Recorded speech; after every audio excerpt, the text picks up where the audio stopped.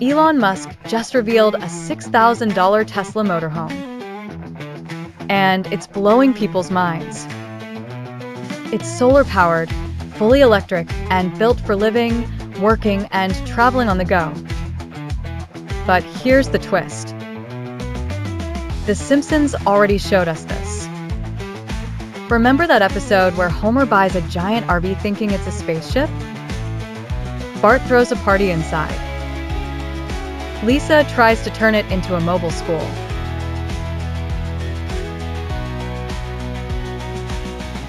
Now in 2025, Elon's making that RV a reality.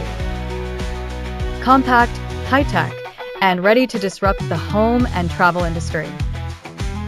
Another Simpsons moment turns from joke to real life. They didn't just entertain us.